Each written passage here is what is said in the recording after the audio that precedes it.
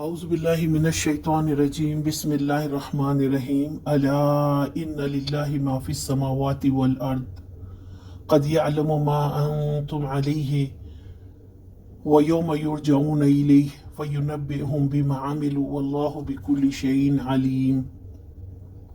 خبردار رہو، آسمان و زمین میں جو کچھ بھی ہے اللہ کا ہے، تم جس روش پر بھی ہو اللہ اس کو جانتا ہے۔ جس روز لوگ اس کی طرف پلٹیں گے وہ انہیں بتا دے گا کہ وہ کیا کچھ کر کے آئے ہیں، وہ ہر چیز کا علم رکھتا ہے۔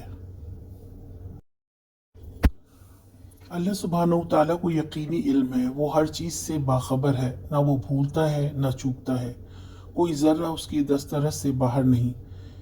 اس لیے جب انسان اس کی طرف لوٹے گا ہر چھوٹے سے چھوٹا عمل اس پر کھول دیا جائے گا، خواہ اچھا ہو یا برا۔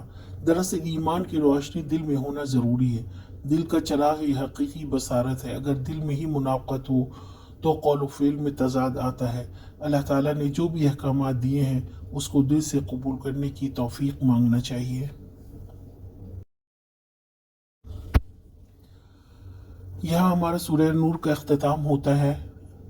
یہ تھا ہمارا سورہ نور کا مختصر تعارف۔ امید ہے آپ سب نے کچھ نہ کچھ ضرور سیکھا ہوگا۔ کمنٹس کر کے بتائیں آپ نے کیا سیکھا، کوئی ایک اصول جو زندگی کا رخ بدلنے کے لیے کافی ہو۔